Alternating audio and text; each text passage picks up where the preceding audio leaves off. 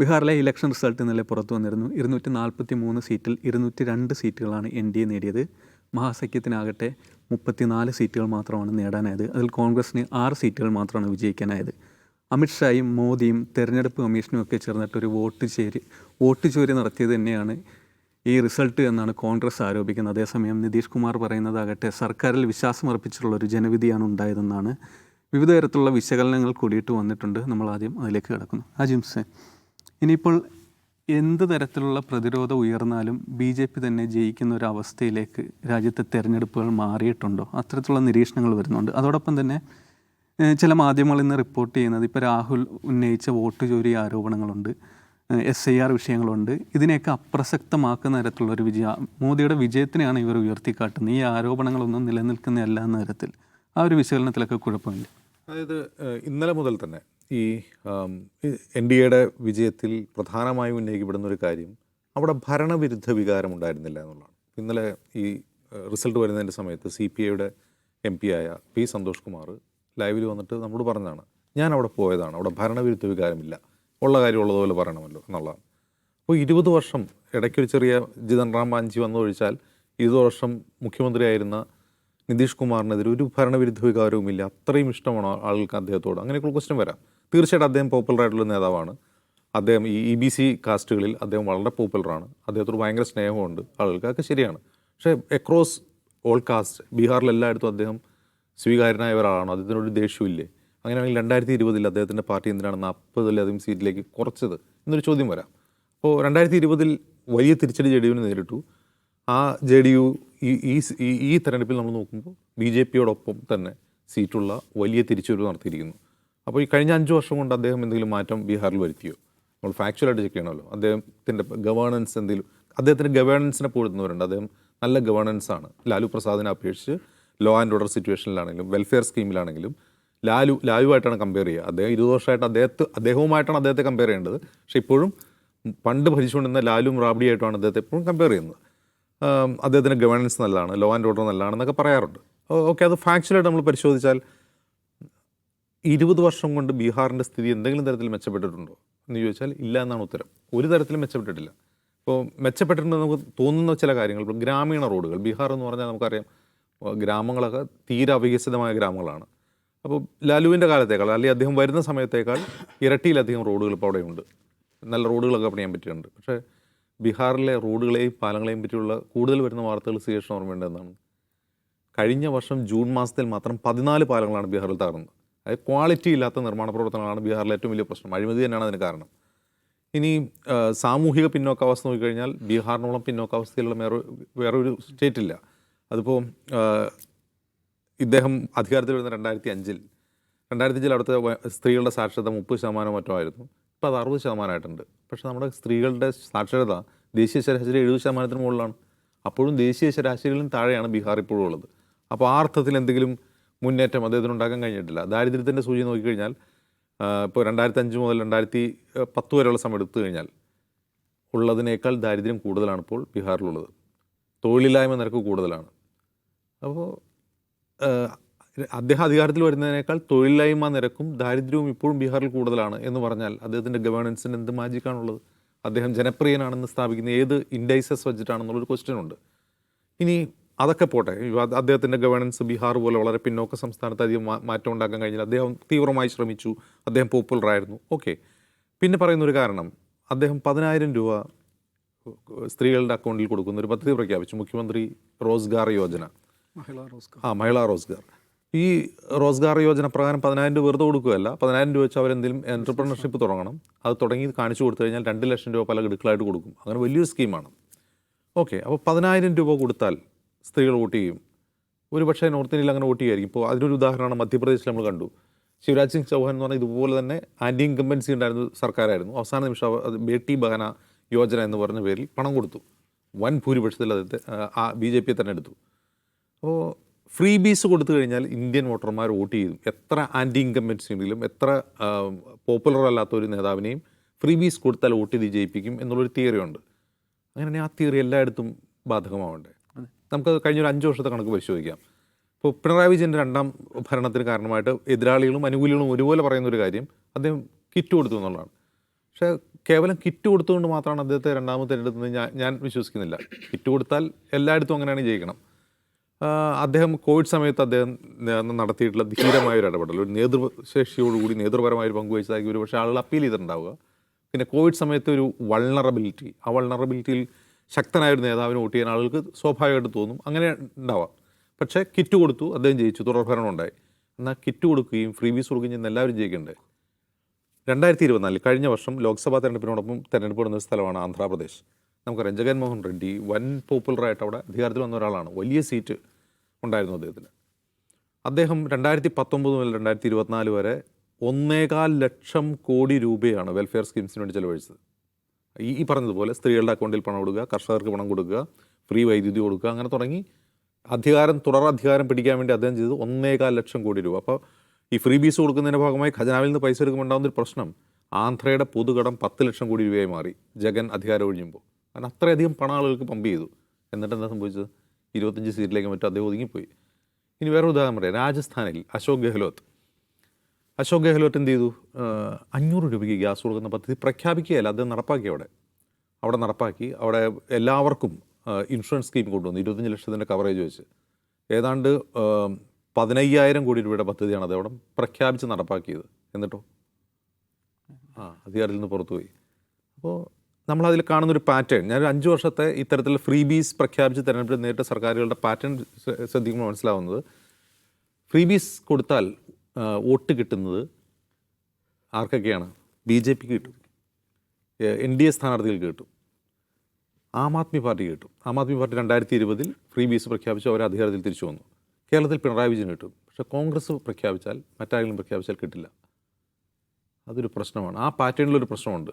അപ്പോൾ ഫ്രീ ബീസ് പ്രഖ്യാപിക്കുന്നതുകൊണ്ട് ആളുകൾ വോട്ട് ചെയ്ത് ജയിപ്പിക്കും എന്നുള്ള തിയറി ശരിയാവണമെങ്കിൽ ഈ ഡാറ്റ അതിനെ സപ്പോർട്ട് ചെയ്യണം. ഡാറ്റ സപ്പോർട്ട് ചെയ്യുന്നില്ല, അതാണ് ഒരു പ്രശ്നം. അപ്പോൾ ഇവിടെ നമ്മൾ ശ്രദ്ധിക്കണം, 2020 ബീഹാർ തെരഞ്ഞെടുപ്പിൽ നമ്മൾ കാണേണ്ട ഒരു കാര്യം, നിരവധി സീറ്റുകളിൽ ലോ മാർജിനിലാണ്, അതായത് ടൈറ്റ് കോണ്ടസ്റ്റ് നടന്ന സ്ഥലങ്ങളാണ്. ഏതാണ്ട് 174ഓളം സീറ്റുകളിൽ ടൈറ്റ് കോണ്ടസ്റ്റ് നടന്നിരുന്നു. നമ്മൾ ശ്രദ്ധിക്കേണ്ട ഒരു കാര്യം,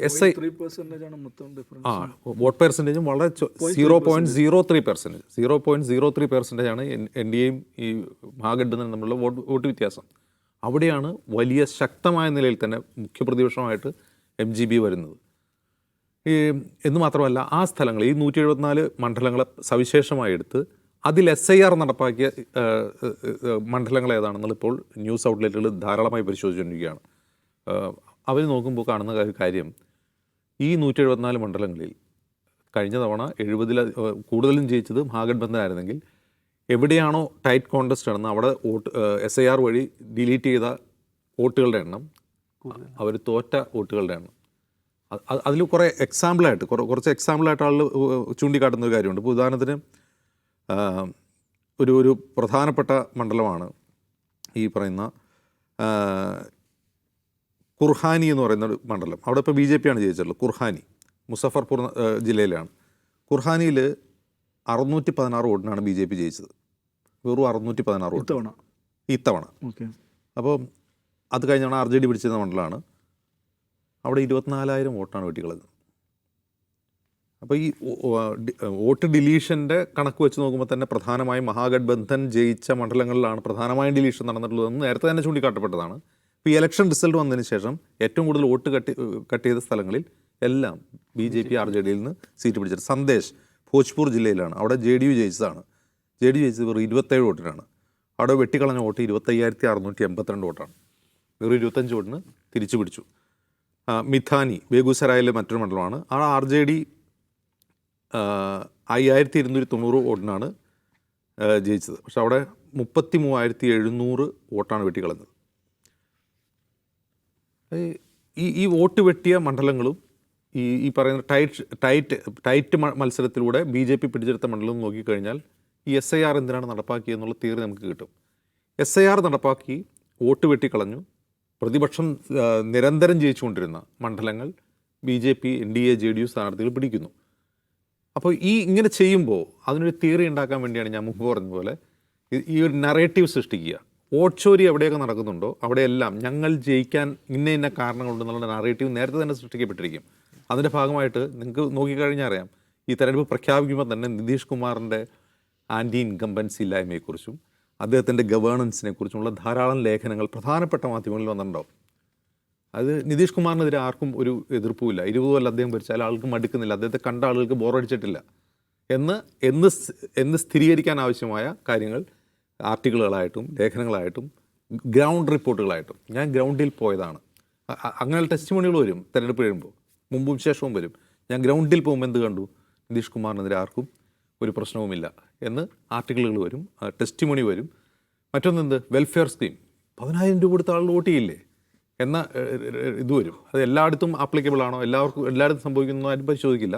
10,000 രൂപ കൊടുത്താൽ ആരെയും ജയിപ്പിക്കും എന്നൊരു തിയറി ഉണ്ടാക്കുകയാണ്. അപ്പോൾ ഇതൊരു വ്യവസ്ഥാപിത തിയറിയാക്കിയാലുള്ള പ്രശ്നം എന്താണ്? ഇനി എല്ലാ സർക്കാരുകളും തിരഞ്ഞെടുപ്പ് കാലാകുമ്പോൾ എന്ത് ചെയ്യും? ഫ്രീ ബീസ് പ്രഖ്യാപിക്കും. രാജസ്ഥാനിൽ അശോക് ഗെഹ്ലോത്ത് ഈ 500 രൂപ ഗ്യാസ് പറഞ്ഞപ്പോൾ മോദി തന്നെ അതിനെതിരെ ഫ്രീ ബീസിന് രംഗത്ത് വന്നിരുന്നു. മോദി തന്നെ പലവട്ടം പ്രസംഗിച്ചു. ഒരാൾ പബ്ലിക് ഇൻട്രസ്റ്റ് ലിറ്റിഗേഷനുമായിട്ട് സുപ്രീം കോടതിയിൽ പോയി ഇത് തടയണമെന്ന് ആവശ്യപ്പെട്ടു. സുപ്രീം കോടതി വലിയ നിരീക്ഷണങ്ങളൊക്കെ നടത്തിയിരുന്നു. ഇത് ജനാധിപത്യത്തെ അങ്ങോട്ട് കൊണ്ടുപോകും എന്നുള്ളത് മറ്റൊരു കാര്യം. ഞാൻ പറയുന്നത് ഇതൊരു നറേറ്റീവ് സെറ്റിംഗ് ആണ്. വോട്ട് ചോരി നടക്കുന്നുണ്ടെങ്കിൽ ആ വോട്ട് ചോരിയല്ല ജയത്തിന് കാരണം, അതിന് മറ്റു പല ഗഹനമായ കാരണങ്ങളുണ്ട്. പല കാസ്റ്റ് ഇക്വേഷനിലൂടെ അതിസമർത്ഥമായി ചാണക്യതന്ത്രത്തിലുള്ള അമിത്ഷാ നയിച്ച തേര്, അതിന് പിന്നാലെ നിതീഷ് കുമാർ പാഞ്ഞു. പിന്നെ 10,000 രൂപ കൊടുക്കുമ്പോൾ സ്ത്രീകളുടെ ഹൃദയം വിങ്ങി. 10% സ്ത്രീകൾ ഈ 10,000 രൂപയുടെ പദ്ധതി അറിയാത്ത ലക്ഷക്കണക്കിന് മനുഷ്യർ ബീഹാറിലുണ്ടാവും. ഇങ്ങനെ 10,000 രൂപ മഹിളകൾക്ക് കൊടുക്കുന്നുണ്ട്. ഇങ്ങനെ ഒരു പദ്ധതി, മഹിളാ റോസ്ഗാർ യോജന എന്ന പേര് പോലും കേൾക്കാത്ത ലക്ഷക്കണക്കിന് കോടിക്കണക്കിന് മനുഷ്യർ ബീഹാറിലുണ്ടാവും. ഈ ആളുകൾ മുഴുവൻ കൂട്ടമായി വന്നിറങ്ങിയതുകൊണ്ടാണ് 10% വോട്ട് അവിടെ വർദ്ധിച്ചത് എന്നുള്ള തിയറികൾ ഉണ്ടാക്കും. ഇത് വളരെ സിങ്ക്രണൈസ്ഡ് ആയിട്ട്, ഓർക്കസ്ട്രേറ്റഡ് ആയിട്ട് ചെയ്യുന്ന, പ്ലാൻഡ് ആയിട്ട് ചെയ്യുന്ന കാര്യമാണ്. അങ്ങനെ ചെയ്യുന്ന ഒരു വോട്ട് ചോരിയെ നിലവിൽ പ്രതിപക്ഷത്തിന് എത്രമാത്രം എക്സ്പോസ് ചെയ്യാൻ പറ്റുമെന്നുള്ളൊരു കാര്യം, എക്സ്പോസ് ചെയ്യാൻ പറ്റുമായിരിക്കും. പക്ഷെ അത് ചെറുക്കാനുള്ള ശക്തി ഇവർക്കില്ല എന്നുള്ളതാണ് ഏറ്റവും പ്രധാനപ്പെട്ട കാര്യം. അവർ ചെയ്യാന്നുള്ള ഇത് പരമാവധി അതിനെതിരെ ജനങ്ങൾ അണിനിരത്തുക, ഈ വാർത്താ സമ്മേളനം നടത്തുക, അതിങ്ങനെ എക്സ്പോസ് ചെയ്യുക, കണക്ക് കാണിക്കുക എന്നതിനപ്പുറം ഈ കണക്കൊക്കെ ആര് കാണുന്നുണ്ട്? ഇപ്പോൾ രാഹുൽ ഗാന്ധിയുടെ H ഫയൽസ് അത് എത്ര ബീഹാറികൾ കണ്ടിട്ടുണ്ടാവും, എത്ര ബീഹാറികൾ അതിനെക്കുറിച്ച് അറിഞ്ഞിട്ടുണ്ടാവും? തങ്ങളുടെ വോട്ട് നമ്മളെ ലേഖകൻ ഒരു ഗ്രാമത്തിൽ പോയി സംസാരിക്കുമ്പോൾ രാഹുലിന് കേൾക്കാത്ത ഒരാളുണ്ടായിരുന്നു. രാഹുൽ ഗാന്ധി കേൾക്കാത്ത അതാണ്. അവർ മോദിയെ കേട്ടിട്ടുണ്ടോ? മോദി കൃത്യമായിട്ട് കേട്ടിട്ടുണ്ടോ? രാഹുൽ ഗാന്ധി കേട്ടിട്ടുണ്ടാവില്ല. അപ്പോൾ ഈ H ഫയൽ തൻ്റെ വോട്ട് നഷ്ടപ്പെട്ടു എന്ന് പോളിംഗ് ബൂത്തിൽ എത്തുമ്പോഴാണ് അറിയുന്ന ആളുകൾ. നമ്മൾ അന്ന് റിപ്പോർട്ട് ചെയ്തതാണ്. പോളിംഗ് ബൂത്തിലെത്തി മഷി വരട്ടി വിട്ടു, വോട്ട് ചെയ്യേണ്ട വിട്ടു ഞാൻ പറഞ്ഞു, വോട്ടില്ല എന്ന് പറഞ്ഞു വിട്ടു. അങ്ങനെയുള്ള സംഭവങ്ങളുണ്ട്. അപ്പോൾ അത്രയും പിന്നോക്കാവസ്ഥയിലുള്ളൊരു ഒരു സംസ്ഥാനത്തെക്കുറിച്ചാണ് നമ്മൾ സംസാരിക്കുന്നത്. ഇനി പ്രതിപക്ഷത്തിന് മുമ്പിലുള്ള വഴി എന്ന് പറഞ്ഞാൽ ജനങ്ങളെ എഡ്യൂക്കേറ്റ് ചെയ്യുക, ജനങ്ങളെ അണിനിരത്തുക. അവർ അത് തന്നെ ആ അണിനിരത്താൻ ആവശ്യമായ സംഘടന ഉണ്ടാക്കുക. ബീഹാറിൽ അവരുടെ ദൗർബല്യം നമ്മൾ കണ്ടതാണ്. ബീഹാറിൽ കോൺഗ്രസിൻ്റെ നേതാവാരാണ്? സുകേഷ് പറയാൻ പറ്റുമോ? എനിക്കറിയില്ല. ബീഹാറിൽ കോൺഗ്രസിന് നേതാവില്ല. അവിടെ കുറേ സ്ഥാനാർത്ഥികളാവുന്ന ആളുണ്ടാവും. ബീഹാറിൽ ആരാണ് കോൺഗ്രസിൻ്റെ മുഖം? എല്ലായിടത്തും ഒരു PCC പ്രസിഡന്റ്, ആ പ്രസിഡന്റെങ്കിലും എല്ലാവരും അറിയും, ആരും അറിയില്ല. അപ്പോൾ ഇത്തരം ദൗർബല്യങ്ങൾ മറികടന്നുകൊണ്ട് മുഴുവൻ പ്രതിപക്ഷ കക്ഷികളും ഇറങ്ങി ജനങ്ങളെ എഡ്യൂക്കേറ്റ് ചെയ്യും. ഇതിനെതിരെ സമരരംഗത്ത് ഇറക്കി. സമരം എന്ന് പറഞ്ഞാൽ നാളെ മുതൽ തെരുവിലിറങ്ങി സമരം ചെയ്യുക എന്നുള്ളതല്ല. ആളുകൾ എഡ്യൂക്കേറ്റ് ചെയ്താൽ മതി, ആളുകൾ പ്രതികരിച്ചോളും. ആളുകൾ തന്നെ സ്വയം സംഘടിക്കുന്ന ഒരു കാലമാണിത്. അങ്ങനെ പ്രതികരിച്ചോളും. അല്ലാത്ത പക്ഷം നമ്മളൊരു അർദ്ധജനാധിപത്യ രാജ്യത്തേക്ക് മെല്ലെ മെല്ലെ മന്ദം നീങ്ങുകയാണ് എന്നുള്ള യാഥാർത്ഥ്യം തിരിച്ചറിയുക. അതിന് പ്രശ്നമൊന്നും കുഴപ്പമൊന്നുമില്ല. അങ്ങനെ അർദ്ധജനാധിപത്യ രാജ്യങ്ങൾ ലോകത്ത് ഒരുപാടുണ്ട്. നമുക്ക് റഷ്യ അറിയാം. റഷ്യയിൽ എല്ലാ കാലത്തും തിരഞ്ഞെടുപ്പ് നടക്കും. പുടിൻ 90% സീറ്റിൽ ജയിക്കും. ഇന്ന് KC വേണുഗോപാൽ പറഞ്ഞതാണല്ലോ, 90% സീറ്റ് ഒരു പാർട്ടി നേടുക എന്ന് പറഞ്ഞാൽ അത് അത്യസാധാരണ. അത് ശരിയാണ്. തീർച്ചയായിട്ടും ഡെമോക്രസിയിൽ 90% സീറ്റ് ഒരു കക്ഷി നേടുക എന്ന് പറഞ്ഞാൽ അത് അസാധാരണമാണ്, അത് പ്രശ്നമുണ്ട് എന്നുള്ളതാണ്. അത് ഒരു സിമ്പിൾ തിയറിയാണ്. KC വേണുഗോപാൽ അത് പഠിച്ചിട്ടൊന്നും പറഞ്ഞതായിരിക്കില്ല. അതൊരു സിമ്പിൾ തിയറിയാണ്. ആ തിയറി എങ്കിലും ഇവിടെ ആപ്ലിക്കബിൾ ആണ്. കാരണം അദ്ദേഹം ചൂണ്ടിക്കാട്ടുന്ന കാര്യം, ഇന്ദിരാഗാന്ധിയുടെ വധത്തിന് ശേഷം കോൺഗ്രസ് ഏറ്റവും കൂടുതൽ സീറ്റ് നേടിയ ഇന്ദിരാഗാന്ധിയുടെ വധത്തിന് ശേഷം നടന്ന തെരഞ്ഞെടുപ്പിൽ പോലും ഞങ്ങൾക്ക് 90% അധികം സീറ്റ് കിട്ടിയിട്ടില്ല. എങ്കിൽ ഇത് അത് കറക്റ്റാണ് ആ പറയുന്നത്. അതിൻ്റെ നിരീക്ഷണം ശരിയാണ്. ഒരു സിമ്പിൾ തിയറിയാണ്. അത് ആളുകളെ പറഞ്ഞ് മനസ്സിലാക്കുക, ആളുകളെ എഡ്യൂക്കേറ്റ് ചെയ്യുക. അത് പറഞ്ഞ് മനസ്സിലാക്കാൻ ആവശ്യമായ സംഘടനാ സംവിധാനം കീഴത്തട്ടിലുണ്ടാക്കുക. കാരണം ഞാൻ ഇന്നലെ പറഞ്ഞതുപോലെ അവർ എതിരിടുന്നത് സാധാരണ സാമ്പ്രദായികമായ അവരെ പോലുള്ള രാഷ്ട്രീയ പാർട്ടിയോടല്ല, ഒരു കോർപ്പറേറ്റ് ഫാഷിസ്റ്റ് ഹിന്ദുത്വ ഐഡിയോളജി പേറുന്ന ഒരു ഒരു മാഗ്നിഫിസൻറ്റ് പവറിനോടാണ് എന്ന ബോധം അവർക്ക് വേണം. സാർ, രണ്ട് കാര്യങ്ങൾ. ഒന്ന്, ഇന്നലെ തൊട്ട് സോഷ്യൽ മീഡിയയിൽ കാണുന്ന ഒന്ന്, രാഹുൽ അല്ലെ കോൺഗ്രസ് ഇവരെ പരിഹസിക്കുന്ന ഒരു ഇടത് സൈബർ സഖാക്കളുടെ ഒരു കൂട്ടം ഉണ്ടാകുന്നു. അതോടൊപ്പം തന്നെ മറ്റൊന്ന് കാണേണ്ട, ഇനി എല്ലാ വിധത്തിലുള്ള ഭരണകൂട സംവിധാനങ്ങളെയും മോദി സർക്കാർ ഉപയോഗിക്കുമ്പോൾ ഈ പ്രതിപക്ഷത്തിന് ഇനി എങ്ങനെ അല്ല ഇന്ത്യ സഖ്യത്തിന് അടുത്തൊരു തെരഞ്ഞെടുപ്പിലേക്ക് എന്താണ് മുന്നോട്ട് വെക്കാനുള്ളത്? ഒരു പാർട്ടിയെ കെട്ടിപ്പടുക്കുക അല്ലെ അടിത്തട്ടിൽ, അതൊക്കെ വളരെ പെട്ടെന്ന് നടക്കുന്നതല്ല. ഇപ്പോൾ ഒരു ലോങ് ടൈം കൊണ്ടിട്ട് നടക്കാൻ പറ്റുന്ന സംഗതികളൊന്നും ഈ പ്രതിപക്ഷത്തിൻ്റെ കയ്യിൽ ഉണ്ടാകണമെന്നില്ലല്ലോ. എന്താണ് ഇതിൽ സികേഷ് ചോദിച്ച ആദ്യത്തെ സംഗതി ഉണ്ടല്ലോ, ഈ കേരളത്തിലെ സൈബർ സ്പേസിൽ ഏറ്റവും അധികം ഇതിൽ ആഹ്ലാദികരെന്നാണ് തുള്ളിച്ചാടുന്നത് ഇടത് സൈബർ ഹാൻഡിലുകളാണ്. അതെന്താണ് അതിൻ്റെ ലോജിക്ക് എനിക്ക് മനസ്സിലാകുന്നില്ല. കാരണം എല്ലാവരും ഇല്ല, അവർ തന്നെ അവരെ അത്തരക്കാർ വിളിക്കുന്ന അഖോരി സഖാക്കൾ ആണോ? അഖോരി സഖാക്കൾ, നല്ല പേരാണ്. BJP ജയിച്ചിട്ടുള്ള സങ്കടം അവർക്കാർക്കും ഇല്ല. അതെ, രാഹുൽ തോറ്റതിലുള്ള ആഹ്ലാദമാണ്. പക്ഷേ ഈ രാഹുലിൻ്റെ കൂടെയാണ് അവരവിടെ CPM-ഉം CPI-യും CPIM-ലും മത്സരിച്ചതെന്ന കാര്യം അവർ മറന്നു പോകുന്നുണ്ട്. അപ്പം നോക്കുക, രാഹുലിനെ പരിഹസിച്ചുകൊണ്ടുള്ള മീമുകൾ ഏറ്റവും കൂടുതൽ ഷെയർ ചെയ്യുന്നത് ഒന്ന് RSS-കാരും BJP-കാരും പിന്നെ ഈ CPM അഖോരീസുമാണ്. അതൊരു തരം എന്താണ് വൈരനിര്യാതന ബുദ്ധിയെന്നോ എന്താണ് അതിന് പറയാമെന്ന് എനിക്കറിയില്ല. അതവിടെ ഇരിക്കട്ടെ. പിന്നെ സികേഷ് തദ്ദേശ തെരഞ്ഞെടുപ്പ് നടക്കുമ്പോൾ കോൺഗ്രസ് ദുർബലമാണെന്ന് കാണിക്കുന്നുള്ള CPM-ൻ്റെ ഒരു സ്ട്രാറ്റജിയാണ്. അത് അവർക്ക് ഗുണമുണ്ടാക്കും. ബീഹാറിൽ ദുർബലമാണ് ഇവിടെ. രണ്ടാമത്തെ കാര്യം, അതിപ്പം അജിംസ് അതിനെക്കുറിച്ച് ഡീറ്റെയിൽ ആയിട്ട് പറഞ്ഞു. ഇന്നലെയും അജിംസ് ആ ഒരു പോയിന്റിൽ വെച്ച് തന്നെയാണ് സംസാരിച്ചത്. എന്ന് വെച്ചാൽ ഇതിലൊരു എന്താ പറയുക, ഒരു ഇൻഡസ്ട്രിയലൈസ്ഡ് വോട്ട് തെഫ്റ്റ് എന്ന് നമ്മുടെ രാഹുൽ ഗാന്ധി പറഞ്ഞ ആ ഒരു ആസ്പെക്റ്റ് നിശ്ചയം അതിനകത്തുണ്ട്. ഈ SIR-ലൂടെ പലതരക്ക് ഇലക്ഷൻ കമ്മീഷൻ തന്നെ കൊണ്ടുവന്നിട്ടുള്ള, ഇലക്ഷൻ കമ്മീഷൻ സുതാര്യമല്ലാത്ത നടത്തുന്ന പലതരം നീക്കങ്ങൾ, അത് നിശ്ചയമായിട്ടും ഇതിലെ പ്രധാനപ്പെട്ട ഘടകമാണ്. അതിലൊരു സംശയമില്ല. പക്ഷേ എൻ്റെ പൊസിഷൻ എന്ന് വെച്ചാൽ അത് ഉണ്ട്. ഇലക്ഷൻ കമ്മീഷനെ എക്സ്പോസ് ചെയ്യണം. ഈ വോട്ടർ റൈറ്റ് എന്ന് പറയുന്ന ഏറ്റവും മൗലികാവകാശം അത് കവർന്നെടുക്കപ്പെടുന്ന സാഹചര്യം, അതിനെതിരായിട്ടുള്ള ചെറുത്തുനിൽപ്പുണ്ടാകണം. അതിലൊന്നും യാതൊരു സംശയവുമില്ല. ആ ചെറുത്തുനിൽപ്പ് വേണ്ടത്ര രീതിയിൽ ഉണ്ടാകുന്നുമില്ല. ഇപ്പോൾ കോൺഗ്രസിൻ്റെ ഭാഗത്തു നിന്നുണ്ടായിട്ടുള്ള ആദ്യത്തെ പ്രതികരണം, പവൻ ഖേഡയുടെ പ്രതികരണം വെച്ചാൽ this was A battle between എന്താ കക്ഷിയുടെ പേര്, Gyanesh Kumar and people of Bihar എന്ന് പറഞ്ഞിട്ടാണ്. അപ്പോൾ അവർ അങ്ങനെ തന്നെയാണ് അതിനെ പൊസിഷൻ ചെയ്തിരിക്കുന്നത്. പക്ഷേ ഇന്നിപ്പം കോൺഗ്രസിൻ്റെ കമ്മിറ്റി നടന്നുകൊണ്ടിരിക്കുകയാണ്. അവരുടെ ഒരു ഡീറ്റെയിൽഡായ ഒരു റെസ്പോൺസ് ഇന്ന് വരുമായിരിക്കും. അത് ഗുരുതരമായൊരു സാഹചര്യമാണ്. അപ്പോൾ അതിൽ ഇപ്പോൾ അജിംസ് പറഞ്ഞ പ്രധാനപ്പെട്ടൊരു പോയിൻ്റ്, അവിടുത്തെ ഇപ്പം വോട്ട് SIR നടക്കുന്നു എന്ന കാര്യം പോലും അറിയാത്ത, വോട്ട് നഷ്ടപ്പെട്ടാൽ അത് നഷ്ടപ്പെട്ടിട്ടുണ്ടെന്ന് പോലും അറിയാത്ത ആളുകൾ ധാരാളം ഉണ്ടാകാൻ സാധ്യതയുള്ള ഒരു സ്ഥലമാണ് ബീഹാർ. അതിൻ്റെ എക്സ്ട്രീം ദാറ്റ് എൻഡാണ്. പാവപ്പെട്ട വളരെ ദരിദ്രരായ ആളുകൾ താമസിക്കുന്നത്. നേരെ ഒരു വികസിതമായ നഗരവൽകൃതമായ ഒരു സ്ഥലമാണെന്ന് വിചാരിക്കുക. അവിടെ നോക്കൂ, അവിടെ വോട്ട് ചേർക്കപ്പെടുന്നു എന്ന് വിചാരിക്കുക. ഇഷ്ടംപോലെ വോട്ട് ചേർക്കപ്പെടുന്നു. ഇപ്പോൾ നഗരങ്ങളുടെ ഒരു പ്രത്യേകത എന്ന് വെച്ചാൽ ധാരാളം ഗേറ്റഡ് കമ്മ്യൂണിറ്റീസ് ഉണ്ടാവും. വലിയ അവിടെ ഒരു സാധാരണ പൊതുപ്രവർത്തകർക്ക്, രാഷ്ട്രീയ പ്രവർത്തകർക്ക് ആക്സസ് ഉണ്ടാവില്ല. അവിടെ ആരൊക്കെയാണ് ഉണ്ടാവുക എന്നറിയില്ല. അപ്പോൾ അത്തരം സ്ഥലങ്ങൾ എന്ന് വെച്ചാൽ ഒന്ന് അവികസിത മേഖലയിൽ നടക്കുന്ന വോട്ട് ചോരി അറിയാത്തതുപോലെ തന്നെ വികസിതമായ അർബൻ സെറ്റിൽമെൻറ്റുകളിൽ ഈ ഗേറ്റഡ് കമ്മ്യൂണിറ്റീസിൽ നടക്കുന്ന വോട്ട് തട്ടിപ്പുകളും പുറലോകം അറിയില്ല, പൊതുപ്രവർത്തകർ അറിയില്ല, രാഷ്ട്രീയ പ്രവർത്തകർ അറിയില്ല. അപ്പോൾ അതുകൊണ്ട് ഇതൊക്കെ ഇലക്ഷൻ കമ്മീഷൻ ആ ഒരു തീരുമാനം വെച്ച് പ്രവർത്തിക്കുകയാണെങ്കിൽ ഇത് എളുപ്പം എടുക്കാൻ പറ്റും. അത് നിശ്ചയമായിട്ടും ഈ തെരഞ്ഞെടുപ്പ് ഫലത്തെ സ്വാധീനിച്ചിട്ട് മാത്രമല്ല, തെരഞ്ഞെടുപ്പ് ഫലത്തെക്കുറിച്ചുള്ള അവിശ്വാസം, തെരഞ്ഞെടുപ്പ് ഫലവുമായി ബന്ധപ്പെട്ട് വരുന്ന ഏറ്റവും ആദ്യത്തെ പ്രതികരണം അതിനോടുള്ള അവിശ്വാസമാണ്. ഇത് ഇന്ത്യ ചരിത്രത്തിൽ ഇതുവരെ ഉണ്ടായിട്ടില്ലാത്ത ഒരു പ്രതിഭാസമാണ്. നമ്മൾ മനസ്സിലാക്കണം. ഒരു തെരഞ്ഞെടുപ്പ് ദീർഘകാലം കോൺഗ്രസ് 47 മുതൽ 90-കൾ വരെ കോൺഗ്രസിൻ്റെ ഭരണമായിരുന്നു. ചെറിയ ഇൻ്റർവെൽസ് മാറ്റി നിർത്തി കഴിഞ്ഞാൽ അപ്പോഴൊക്കെ പരാജയപ്പെടുമ്പോൾ, പ്രതിപക്ഷ പാർട്ടികൾ പരാജയപ്പെടുമ്പോൾ അവർ ഇങ്ങനൊരു ആരോപണം ഉന്നയിച്ചിട്ടില്ലല്ലോ, ഇങ്ങനൊരു സംശയം ബഹുജനങ്ങൾക്കിടയിൽ ഉണ്ടായിട്ടില്ലല്ലോ. എന്ന് പറഞ്ഞാൽ ഇലക്ട്രൽ പ്രോസസ്സിൽ, ഇലക്ഷൻ കമ്മീഷനിൽ സംശയം, അതിൽ അവിശ്വാസം ഉണ്ടാകുന്ന സാഹചര്യമാണ് രൂപപ്പെട്ടത്. പക്ഷേ എൻ്റെ പോയിൻ്റ് എന്ന് വെച്ചാൽ അത് മാത്രമല്ല എന്നുള്ളതാണ്. അതിനെ ഫെസിലിറ്റേറ്റ് ചെയ്യുവാൻ എന്തുകൊണ്ടാണ് അവർക്ക് ഈ പറയുന്ന തട്ടിപ്പുകൾ നടത്തിയിട്ടും പിടിച്ചു നിൽക്കാൻ സാധിക്കുന്നതെന്ന് വെച്ചാൽ അതിനെ സാധ്യമാക്കുന്ന സാമൂഹിക സാഹചര്യം, അതിനെ സാധ്യമാക്കുന്ന പൊളിറ്റിക്കൽ അലയൻസുകൾ, സോഷ്യൽ എൻജിനീയറിങ്, ഇലക്ഷൻ എൻജിനീയറിങ്, ഇതെല്ലാം ക്രമത്തിലും വൃത്തിയിലും ചിട്ടയിലും ആര് നടത്തുന്നുണ്ട്? BJPയും NDAയും നടത്തുന്നുണ്ട്. അത് വളരെ പ്രധാനമാണ്. ഇപ്പോൾ ബീഹാറിൻ്റെ തന്നെ കാര്യം എടുത്തു കഴിഞ്ഞിട്ടുണ്ടെങ്കിൽ ഉത്തരേന്ത്യയിൽ നമുക്കറിയാമല്ലോ, ഒരു കാസ്റ്റ്, സോഷ്യൽ ബാക്ക്ഗ്രൗണ്ട്, ഇതൊക്കെയാണ് തെരഞ്ഞെടുപ്പിനെ സ്വാധീനിക്കുന്ന ഘടകം. ഇപ്പോൾ മഹാഗഠബന്ധൻ എന്നാണ് ഈ പ്രതിപക്ഷ മുന്നണിയുടെ പേരെങ്കിലും ഈ ഗഠബന്ധനേക്കാൾ മഹാ ആണ് ആര്? ഇന്ത്യയെ in terms of number of allies എന്ന് പറഞ്ഞാൽ നമ്പർ ഓഫ് അലൈസ് കൂടുമ്പോൾ അതിൻ്റെ അർത്ഥം എന്താണ്? അതിൻ്റെ ഡിസ്ട്രിബ്യൂഷൻ കൂടുകയാണ്, സമൂഹത്തിൽ അതിൻ്റെ ഡിസ്ട്രിബ്യൂഷൻ കൂടുകയാണ്, അതിൻ്റെ it reaches out to the maximum bottom എന്ന് പറയുന്നൊരു അവസ്ഥയിലേക്ക് പോവുകയാണ്.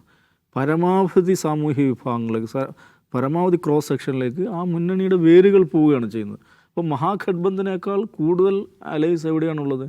ഇന്ത്യയിലാണുള്ളത്. അവരുടെ സാമൂഹിക പശ്ചാത്തലം ഇപ്പോൾ നിതീഷ് കുമാറിനെ സംബന്ധിച്ചിടത്തോളം നിതീഷ് കുമാറും ലാലു പ്രസാദ് യാദവും അവരുടെ വോട്ടർ ബേസ് പ്രധാനമായും OBC-കളെ കേന്ദ്രീകരിച്ചാണ്. ലാലു അല്ലെങ്കിൽ RJD യാദവ് ആണെങ്കിൽ മറ്റേ നിതീഷ് കുർമികളെ കേന്ദ്രീകരിച്ചിരിക്കുന്നു. അവിടെ EBC എന്ന് പറഞ്ഞൊരു കാറ്റഗറി ഉണ്ട് വളരെ സ്ട്രോങ് ആയിട്ട് ബീഹാറിൽ. എന്താണ്? Extremely backward communities. അപ്പോൾ RJD എവിടെയാണ് ഊന്നുന്നത്? നേരത്തെ മൈ ഇക്വേഷൻ എന്ന് പറയും, MY മുസ്ലിം യാദവ ഇക്വേഷൻ. എന്താണ് ഇത്? കാലങ്ങളായിട്ടുള്ള RJDയുടെ ഒരു വോട്ട് ബേസ് എന്ന് പറയുന്നത്.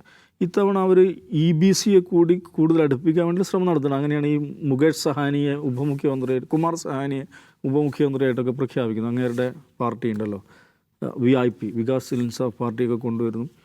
പക്ഷേ ഇത്തവണ നോക്കൂ, ഈ MY alliance, Muslim Yadava alliance, അത് പഴയ പോലെ വർക്ക് ചെയ്തിട്ടുണ്ടോ? വർക്ക് ചെയ്തിട്ടില്ല. കാരണം മുസ്ലിം ആ സെക്ഷൻ റെപ്രസെൻ്റ് ചെയ്യുന്ന പുതിയൊരു പാർട്ടി അവിടെ ഉദയം ചെയ്തു. പുതിയ പാർട്ടിയല്ല, നേരത്തെയുള്ളതാണ്. പക്ഷേ ബീഹാറിനെ സംബന്ധിച്ചിടത്തോളം MIM എന്ന് പറയുന്നത് ഒരു ന്യൂ എൻട്രൻ്റ് ആണ്. കഴിഞ്ഞ തെരഞ്ഞെടുപ്പ് മുതലാണ് അവരവിടെ പ്രവർത്തിക്കാൻ തുടങ്ങുന്നത്. അപ്പോൾ അവർ വളരെ വലിയ തോതിൽ ആ വിഭാഗത്തിൻ്റെ ആ ഒരു സെഗ്മെൻറ്റ് എന്നുള്ള വോട്ടുകൾ എടുക്കുന്നുണ്ട്. ഇങ്ങേരുടെ പാർട്ടി ഉണ്ടല്ലോ, നമ്മുടെ പ്രശാന്ത് കിഷോറിൻ്റെ പാർട്ടി, അദ്ദേഹം ധാരാളം മുസ്ലിം സ്ഥാനാർത്ഥികളെ വെക്കുന്നുണ്ട്, മുസ്ലിം വോട്ടേഴ്സിനെ അപ്പീൽ ചെയ്യുന്ന സ്വഭാവത്തിലുള്ള കാര്യങ്ങൾ പറയുന്നുണ്ട്. എന്ന് പറഞ്ഞാൽ ഈ മുസ്ലിം യാദവ എന്നുള്ളതിൽ കേന്ദ്രീകരിച്ചിട്ടുള്ള RJDയുടെ അവരുടെ ഒരു ബേസ്, അതിനകത്ത് തന്നെ ഫ്രിക്ഷൻ വന്നു കഴിഞ്ഞു. അതേസമയം തന്നെ മറ്റൊരു എന്ത് ചെയ്യുന്നുണ്ട്, ഒരേ നേരത്തെ തന്നെ BJPക്ക് ഈ ബ്രാഹ്മിൻ അപ്പർ കാസ്റ്റ് ആ സെഗ്മെൻറ്റിൽ അവർക്ക് നേരത്തെ തന്നെ വേരോട്ടമുണ്ട്. OBC-യിൽ ഇദ്ദേഹം നിതീഷ് കുമാറുണ്ട്. പിന്നെ ധാരാളക്കണക്കിന് മറ്റു പാർട്ടികൾ, EBC-യെ റെപ്രസെൻ്റ് ചെയ്യുന്ന പാർട്ടികൾ എല്ലാം കൂടി ഈ പറയുന്ന സോഷ്യൽ ബേസ് നമ്മൾ നോക്കിക്കഴിഞ്ഞാൽ, നമ്പർ ഓഫ് അലയൻസ് പാർട്ട്നേഴ്സ് നമ്മൾ നോക്കിക്കഴിഞ്ഞാൽ യഥാർത്ഥത്തിൽ മഹാഗഠബന്ധൻ ആരാണ്? ഇന്ത്യയാണ്. ഈ ഘടകം നമ്മൾക്ക് മറക്കാൻ പറ്റില്ല. പിന്നെ അവരുടെ സംഘടനാ മിഷനറിയും കാര്യങ്ങളും ഭരണകൂടത്തിൻ്റെ കേന്ദ്രത്തിലും സംസ്ഥാനത്തും അധികാരത്തിലിരിക്കുന്ന ഒരു സംവിധാനമാകുമ്പോൾ അതിനുണ്ടാകുന്ന സ്വാഭാവികമായിട്ടുള്ള സപ്പോർട്ട് സിസ്റ്റം, അത് എപ്പോഴും ഒരു അപ്പർ ഹാൻഡ് അവർക്കുണ്ടാവും. അപ്പോൾ ഈ ഘടകങ്ങൾ നമുക്ക് കാണാതെ പോകരുത്, അതവിടെ ഉണ്ട്. അതിന് നോക്കൂ, തെരഞ്ഞെടുപ്പ് കമ്മീഷൻ ഇവർക്ക് വേണ്ടി വിജയിക്കാൻ ആവശ്യമായിട്ടുള്ള സ്ട്രക്ചറൽ അറേഞ്ച്മെൻറ്റ്സ് ഒരുക്കുമ്പോൾ അതിന് ഫെസിലിറ്റേറ്റ് ചെയ്യാൻ, അതിന് ഏറ്റവും മികവോടെ മുന്നോട്ട് കൊണ്ടുപോകാൻ പറ്റുന്ന തരത്തിലുള്ള സംവിധാനങ്ങൾ ഇപ്പോൾ പാർട്ടി അല്ലെങ്കിൽ മുന്നണി എന്നുള്ളത് ഇവിടെ നടക്കുന്നുണ്ട്. ഇതിനകത്ത് കോൺഗ്രസ് ദുർബലമാണ്. ദീർഘകാലം അധികാരത്തിലില്ലാത്ത പാർട്ടിയാണ്. ഉത്തരേന്ത്യയിൽ ക്ഷയിച്ചു. ഇപ്പോൾ അജിംസ് പറഞ്ഞാൽ ഈ ബീഹാറിൽ മാത്രമല്ല, ഉത്തരേന്ത്യൻ സംസ്ഥാനങ്ങളിലെ PCC അധ്യക്ഷന്മാർ ആരാണ്? അജയ് റായിയെ ഓർമ്മയുണ്ട് നമുക്ക്, UP-യിൽ. അജയ് റായിയെ ഞാൻ തോന്നുന്നു ഇപ്പോൾ UP-യിൽ മറ്റുള്ള PCC അധ്യക്ഷന്മാർ നമുക്കറിയില്ല തന്നെ, നമ്മൾ കേമന്മാരാണെന്നുള്ളതല്ല, സാമാന്യം ജേർണലിസത്തിൽ നിൽക്കുന്ന ആളുകൾക്ക് പോലും ഓർക്കാൻ പറ്റുന്നില്ല പല PCC അധ്യക്ഷന്മാരെയും. അങ്ങനെ അത്രത്തോളം സംഘടനാപരമായി ദുർബലമാകുന്നുണ്ട്. പിന്നെ അലയൻസിൻ്റെ കാര്യത്തിൽ ഇപ്പോൾ MIM-ൻ്റെ കാര്യം തന്നെ എടുക്കുക. MIM അവരെന്താണ് വെച്ചാൽ ഞങ്ങൾക്ക് 6 സീറ്റ് തരൂ എന്നാണ് പറഞ്ഞത്. പക്ഷേ MIM-ന് എടുക്കാൻ അവർക്ക് പറ്റുന്നില്ല. എന്തുകൊണ്ടാണ് പറ്റാത്തത്? MIM-ന് ആളില്ലാത്തതുകൊണ്ട്, വോട്ടില്ലാത്തതുകൊണ്ട്. MIM-ന് എടുക്കാൻ അതിനുള്ള ഒരു രാഷ്ട്രീയമായ ഇച്ഛാശക്തി എന്ന് പറയുന്ന സംഗതി ഉണ്ടല്ലോ. അപ്പോൾ അവന്മാർ എടുത്തു കഴിഞ്ഞാൽ പണി തരുമോ എന്നുള്ള ഈ പ്രശ്നം എന്തില്ല, ശിവസേന എടുക്കുമ്പോഴില്ല. പക്ഷേ MIM-ന് എടുത്താൽ ഓഫ് കോഴ്സ് അതിനെ ഇവർ പ്രചാരണായുധമാക്കും എന്നുറപ്പാണ്. BJP പ്രചാരണായുധമാക്കും. പക്ഷെ അതിനെ പ്രചാരണായുധമാക്കുമ്പോൾ അതിനെയും മറികടക്കുന്ന ഒരു രാഷ്ട്രീയ ഭാവന ഉണ്ടാവണ്ടേ? അതുണ്ടാവുന്നില്ല. ഇനി MIM-ന് എടുത്തില്ല. ഇന്നലെ മോഡി എന്താണ് BJP ആസ്ഥാനത്ത് വന്ന് പ്രസംഗിച്ചത്? ഇത് MMC-യാണ്. എന്താ? MMC-ആണിത്. മുസ്ലിം ലീഗ് മാവോയിസ്റ്റ് കോൺഗ്രസ് ആണ്. എന്തുണ്ടായിട്ട്? അപ്പോൾ ഇങ്ങനെയൊക്കെ പറഞ്ഞു കളയുമല്ലോ എന്ന് പേടിച്ചിട്ടാണ് MIM-ആയിട്ട് എടുക്കാത്തത്. പക്ഷേ അങ്ങേരെ എടുത്തില്ല, വോട്ടും പോയി. അവസാനം എന്താ കേൾക്കേണ്ടി വരുന്നത്? ഇത് MMC-ആണ് എന്ന് കേൾക്കേണ്ടി വരും. കോൺഗ്രസ് ഇത് കേൾക്കേണ്ടി വരുന്നു. അപ്പോൾ ഇതാണ് ഇവരുടെ രാഷ്ട്രീയം എന്ന് അറിയുകയും ഞങ്ങൾ ഉയർത്തുന്ന രാഷ്ട്രീയം ഇതാണ്. ഇന്ത്യൻ ബഹുസ്വരതയെ പ്രതിനിധീകരിക്കുന്ന, ഇന്ത്യയിലെ എല്ലാ സാമൂഹ്യ വിഭാഗങ്ങളെയും പ്രതിനിധീകരിക്കുന്ന ഒരു ബഹുജന രാഷ്ട്രീയമാണ്, ഒരു ജനസഞ്ചയ രാഷ്ട്രീയമാണ് ഞങ്ങളുടേത് എന്ന തീർപ്പ് ആദ്യം ഉള്ളിലുണ്ടാവണം. ആ ഒരു ബോധ്യം ഉള്ളിലുണ്ടാവണം. അത് അണികളെ പഠിപ്പിക്കണം. പാർട്ടിയുടെ ഒരു രാഷ്ട്രീയ ഭാവനയിൽ അത് വരണം. അങ്ങനെയുള്ളൊരു ഒരു വികാസം ഉണ്ടാകുന്നില്ല. പക്ഷേ ഇതിലെ തമാശ എന്ന് വെച്ചാൽ ഈ ജാതി ഒരു പ്രശ്നവും ബി ജെ പിക്ക് ഇല്ല കേട്ടോ. ബി ജെ പി ഇപ്പോൾ MIM ആയിട്ട് സഖ്യം ഉണ്ടാക്കണമെന്ന് വിചാരിച്ചാൽ അത് ചെയ്യും. നമുക്ക് കശ്മീരിൽ 2014 മുതൽ 18 വരെ ആരാ ഭരിച്ചത്? PDP BJP അലയൻസാണ്. ഈ PDP എന്ന് പറഞ്ഞാൽ എന്താണ്? കോൺഗ്രസ് PDP ആയിട്ട് അലയൻസ് ഉണ്ടാക്കിയിട്ടില്ല. PDPയെ കുറിച്ചുള്ള സാമാന്യമായ ഒരു ഡെഫിനേഷൻ തന്നെ സോഫ്റ്റ് സെപ്പറേറ്റിസ്റ്റ് പാർട്ടി എന്നാണ്. കശ്മീരി നാഷണലിസമാണ് അതിൻ്റെ ഐഡിയോളജി, പൊളിറ്റിക്കൽ ഐഡിയോളജി. സോഫ്റ്റ് സെപ്പറേറ്റീസാണ് അവർ മുന്നോട്ട് എന്ന് വെച്ചാൽ അവിടെ കശ്മീർ സ്വതന്ത്രമാകണമെന്ന് ആവശ്യപ്പെട്ട് പ്രവർത്തിക്കുന്ന സെപ്പറേറ്റിസ്റ്റ് സംഘടനകളുണ്ട്. അവരോട് എന്താണ് അനുകൂല സമീപനം, മൃദുവ് സമീപനം സ്വീകരിക്കുന്ന, അവർക്ക് ഒരുപക്ഷെ അവരുടെ അജണ്ടകൾക്ക് അനുസൃതമായ രാഷ്ട്രീയ, അതിന് ചേർന്ന് നിൽക്കുന്ന തരത്തിലുള്ള രാഷ്ട്രീയ നിലപാട് സ്വീകരിക്കുന്ന സംഘടനയാണ് PDP. അവരുമായിട്ട് സഖ്യം ചേരുന്നതിലോ ഭരിക്കുന്നതിലോ ഒരു നാണവും ഒരു ചേപ്പറയും BJP ക്കില്ല. അത് കോൺഗ്രസ് ആണെന്ന് ആലോചിച്ച് നോക്കൂ. അപ്പോൾ അതവർ സഖ്യം ചേരുന്നു, 4 കൊല്ലം അവർ ഭരിക്കുന്നു. എന്തിനാണ് BJP ഇത് ചെയ്യുന്നതെന്ന് അറിയോ? BJPക്ക് എന്താ PDP എന്താണെന്ന് അറിയാഞ്ഞിട്ടൊന്നുമല്ല. BJPയുടെ ലക്ഷ്യം കൃത്യമാണ്. ചരിത്രത്തിൽ ഇതുവരെ ജമ്മു കാശ്മീരിൻ്റെ അധികാരത്തിൻ്റെ ഇടനാഴികൾ ആ പാർട്ടിക്ക് കയറാൻ പറ്റിയിട്ടില്ല. അപ്പോൾ ഒരു സന്ദർഭം, ഒരു വർഷമെങ്കിൽ ഒരു വർഷം, ഒരു മാസമെങ്കിൽ ഒരു മാസം ആ സംസ്ഥാനത്തിൻ്റെ അധികാരത്തിൻ്റെ ഭാഗമാകുക എന്നുള്ളതാണ്. അവരതിൻ്റെ ഭാഗമായി അങ്ങനെയാണ് ഫൂട്ട് ഹോൾഡ് ഉണ്ടാക്കുക. പയ്യെ ആണെങ്കിലും ഫൂട്ട് ഹോൾഡ് ഉണ്ടാക്കുക. ഇതേ അടുത്ത വർഷം അസമിൽ തിരഞ്ഞെടുപ്പ് നടക്കാൻ പോവുകയാണ്. അസമിൽ എന്താണ് സംഭവിക്കുക? അസമിൽ ഇതേ പാറ്റേൺ ആവർത്തിക്കും. കാരണം അസമിൽ ഈ പറഞ്ഞ ബീഹാറിനേക്കാൾ കൂടുതൽ ധാരാളം പ്രാദേശിക പാർട്ടികളുള്ള സ്ഥലമാണ്. അവിടെ ഈ നിലയ്ക്ക് അവിടുത്തെ എല്ലാ വിഭാഗം ജനങ്ങളെയും പ്രതിനിധീകരിക്കുന്ന ഒരു മഹാജോട്ട് എന്നാണ് കഴിഞ്ഞ തെരഞ്ഞെടുപ്പിൽ അവരുടെ സഖ്യത്തിന്, കോൺഗ്രസ് സഖ്യത്തിന് പേരിട്ട മഹാജോട്ട് എന്ന് പേരിടുമ്പോഴും ഈ ഒരു ഗ്രാൻഡ് അലയൻസ് ആകുവാൻ, ആ സംസ്ഥാനത്തെ എല്ലാ വിഭാഗം ജനങ്ങളെയും പ്രതിനിധീകരിക്കുന്ന ഒരു അലയൻസ് സൃഷ്ടിക്കുവാൻ കോൺഗ്രസ്സിന് സാധിക്കുമെന്ന് ഞാൻ വിചാരിക്കുന്നില്ല. കാരണം അവിടുത്തെ മൂന്നാമത്തെ പാർട്ടി ഇപ്പോൾ BJPയും കോൺഗ്രസും കഴിഞ്ഞ മൂന്നാമത്തെ പാർട്ടി AUDF ആണ്. AUDF ഇതിനായിട്ട് അടുക്കുന്നതിനെക്കുറിച്ച് ആലോചിക്കുമ്പോൾ ഇവർക്ക് മുട്ടുറക്കും. അത് ഇമിഗ്രൻസിൻ്റെ പാർട്ടിയാണ്, ഇല്ലീഗൽ ഇമിഗ്രൻസിൻ്റെ പാർട്ടിയാണ് എന്നൊക്കെയാണ് BJP പ്രചരിപ്പിക്കുന്നത്. അപ്പോൾ അതിനെ മറികടക്കുന്ന ഒരു രാഷ്ട്രീയ ഭാവന ഉണ്ടാക്കാനോ അതിൽ ആത്മവിശ്വാസത്തോടു കൂടി അതിനുവേണ്ടി നിലകൊള്ളുവാനോ സാധിക്കുക എന്ന പ്രധാനമാണ്. അതിനനുസരിച്ച് അലയൻസുകൾ ഉണ്ടാവണം. അലയൻസുകളുടെ കാര്യത്തിൽ ഇന്ത്യയിൽ ഏറ്റവും പിശുക്കുള്ള പാർട്ടിയാണ് കോൺഗ്രസ്. അതിന് കാരണം വെച്ചാൽ അവരുടെ ഒരു പാരമ്പര്യം ഏകകക്ഷി ഭരണത്തിൻ്റെ പാരമ്പര്യമാണ്. ഈ ആർട്ട് ഓഫ് അലയൻസ് മേക്കിംഗ് എന്നുള്ളത് അവർക്കറിയില്ല. അവർ പതുക്കെ പഠിച്ചു വരുന്ന ഒരു കാര്യം. നോക്കൂ, ഇന്ത്യയിൽ ഏറ്റവും ഗംഭീരമായൊരു പെർഫോമൻസ് നടത്തിയ ഗവൺമെൻറ് എന്ന് പറയുന്ന UPA ഗവൺമെൻറ്. അതിൻ്റെ വിജയത്തിൻ്റെ പ്രധാന ഒരു ഘടകങ്ങളൊന്ന് ഈ അലയൻസ്, ക്രാഫ്റ്റ് ഓഫ് അലയൻസ് അവർ നല്ല നിലക്ക് കൊണ്ടുപോയി എന്നുള്ളതാണ്. പക്ഷേ ഇപ്പോൾ തമിഴ്നാട്ടിൽ നോക്കൂ, തമിഴ്നാട്ടിൽ സ്റ്റാലിനെ സംബന്ധിച്ചിടത്തോളം ഏതെങ്കിലും എന്താ പറയുക, ഒരു അലയൻസ് ഇല്ലാത്തതുകൊണ്ട് ക്ഷീണിച്ചു പോകുന്ന ഒരു പാർട്ടിയല്ല. പക്ഷേ പുള്ളി എന്താ ചെയ്യുക, പരമാവധി ആളുകളെ സഖ്യത്തിൽ ചേർക്കും. പക്ഷേ അദ്ദേഹത്തിൻ്റെ രാഷ്ട്രീയ തന്ത്രജ്ഞ എന്താണ്? സഖ്യത്തിലുണ്ടാവും, പക്ഷേ ഭരണത്തിലുണ്ടാവില്ല. അതവിടെ എന്നിട്ടും അദ്ദേഹത്തിന് ഈ അലയൻസൊക്കെ കൂട്ടിപ്പിടിക്കും. കാരണം എന്ന് വെച്ചാൽ അവിടെ CPM-നും CPI-ക്ക് സീറ്റ് കിട്ടണമെങ്കിൽ അലയൻസ് വേണം. അവർ പരമാവധി എന്ത് ചെയ്യും? പരമാവധി അവർക്ക് അക്കോമഡേഷൻ കൊടുക്കും. മുസ്ലിം ലീഗിന് അക്കോമഡേഷൻ കൊടുക്കും, CPI-ക്ക്, CPM-ന്, കോൺഗ്രസ്സിന് എല്ലാവർക്കും കൊടുക്കും. എന്താണ് മനിതനെ മക്കൾ കക്ഷി എന്നൊക്കെ പറഞ്ഞിട്ട് കുഞ്ഞു കുഞ്ഞു പാർട്ടികൾക്കൊക്കെ 1-2 സീറ്റുകൾ കൊടുത്ത്, അതാണ് അലയൻസ് എന്ന് പറയുന്നത്. ഇപ്പോൾ കേരളത്തിൽ ഇപ്പോൾ നോക്കൂ, ഈ തദ്ദേശ തെരഞ്ഞെടുപ്പ് നടക്കാൻ പോവുകയാണ്. കോട്ടയത്ത് ഒരു സീറ്റ് കിട്ടാൻ വേണ്ടി മുസ്ലിം ലീഗുകാർ തല്ലുകൂടാണ് കോൺഗ്രസുമായിട്ട്. ജില്ലാ പഞ്ചായത്തിലേക്ക് ഒരു സീറ്റ് ഞങ്ങൾക്ക് അലോക്കേറ്റ് ചെയ്യണമെന്ന് പറഞ്ഞിട്ട്. നേരെ പറഞ്ഞാൽ CPM എന്താണ് ചെയ്യുന്നത്? CPM CPI-യെ പരിഗണിക്കുന്നത് നോക്കൂ. ഇതാണ് ഈ മുന്നണി രാഷ്ട്രീയത്തിൻ്റെ കല എന്ന് പറയുന്നത്. അതെന്തിനാന്ന് ചോദിച്ചാൽ ആ പാർട്ടിക്ക് എത്ര വോട്ടുണ്ടോ, എത്ര ആളുണ്ടോ, അങ്ങനെയുള്ളതല്ല. ഈ സാമൂഹിക അടിത്തറ വികസിപ്പിക്കുക, ഞാൻ പറഞ്ഞ പരമാവധി റീച്ച് ഔട്ട് ചെയ്യുക, ബേസ് വിപുലമാക്കുക എന്ന് പറയുന്ന ഒരു സംഗതിയാണ്. അത് BJP ഒറ്റയ്ക്ക് ഭരിക്കുന്ന ശക്തിയായി, ഈ ദേശീയ തലത്തിൽ ഒറ്റയ്ക്ക് ഭരിക്കുന്ന പാർട്ടിയായിരുന്നിട്ടും അവരെല്ലായിടത്തും ഈ പറയുന്ന അലയൻസ് മേക്കിംഗ് എന്ന് പറയുന്ന ആ ഒരു കല അവർ ഗംഭീരമായിട്ട് മുന്നോട്ട് കൊണ്ടുപോകുന്നുണ്ട്. അപ്പോൾ ഇങ്ങനെ ഞാൻ പറഞ്ഞതെന്ന് വെച്ചാൽ അങ്ങനെയൊക്കെ ഇപ്പോൾ അജിംസ് പറഞ്ഞത് അതൊക്കെ കോൺഗ്രസ് ചെയ്തിരുന്നെങ്കിൽ ജയിക്കുമായിരുന്നു എന്ന് ചോദിച്ചാൽ അങ്ങനെയൊന്നും ഉറപ്പിക്കാൻ പറ്റില്ല. പക്ഷേ വോട്ട് ചോരി SIR അത് വളരെ പ്രധാനപ്പെട്ട ഒരു ഘടകമാണ്. പക്ഷെ അത് മാത്രമാണ് ഘടകം, അതുകൊണ്ട് മാത്രമാണ് തോറ്റത് എന്ന് തീർപ്പിലെത്തുന്നത് രാഷ്ട്രീയമായ അജ്ഞതയായിരിക്കും. അതെ, ബീഹാർ കഴിഞ്ഞിരിക്കുകയാണ്. രാഹുൽ ഗാന്ധി H ഫയൽസ് പുറത്തുവിട്ട പോലെ കുറച്ച് നാളുകൾ കഴിഞ്ഞെങ്കിലും ഇതുപോലെ ഒരു B ഫയൽസ് പുറത്തു വന്നേക്കാമെന്നാണ് നമുക്ക് കരുതേണ്ടത്.